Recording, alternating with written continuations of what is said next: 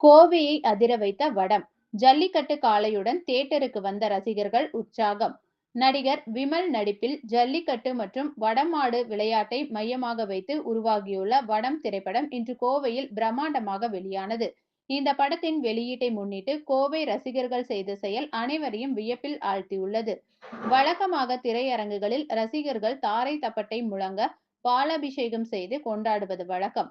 ஆனால் வடம் திரைப்படத்தின் கதைக்களம் ஜல்லிக்கட்டை பற்றியது என்பதால் கோவையை சேர்ந்த ரசிகர்கள் ஒரு படி மேலே சென்று உண்மையான ஜல்லிக்கட்டு காளை ஒன்றை அலங்கரித்து தியேட்டருக்கு அழைத்து வந்தனர். கோவை நூறடி சாலையில் உள்ள திரையரங்கில் வடம் பட வெளியீட்டை மேளதாளம் முழங்க திருவிழாவாக ரசிகர்கள் கொண்டாடினர்.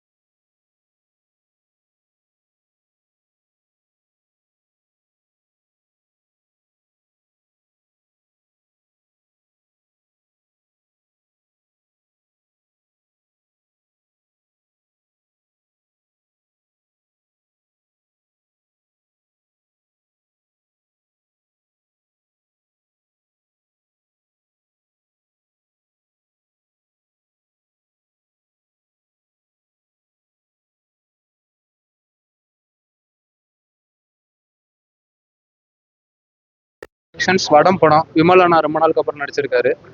தமிழர்களை இது பண்ற மாதிரி மாட்டை வச்சு பேஸ் பண்ண எடுத்த படம். சிவகங்கை மாவட்டம், மதுரை மாவட்டம் அங்கே நடக்கிற வடம் பற்றி எடுக்கிற கான்செப்ட் படம். ஃபேமிலி படம். கோயம்புத்தூர்ல மிகப்பெரிய வரவேற்பு பெற்றிருக்கு. காலையிலேருந்து எல்லாரும் ரொம்ப நல்லா குட் டாக் சொல்லிட்டு இருக்காங்க. அதனால எல்லாரும் வந்து படத்துக்கு வந்து சப்போர்ட் பண்ணுங்கன்னு கேட்டேன். படம் சூப்பராக இருக்கு, நல்லா இருக்கு படம். வடம் படம் நல்லா இருக்கு.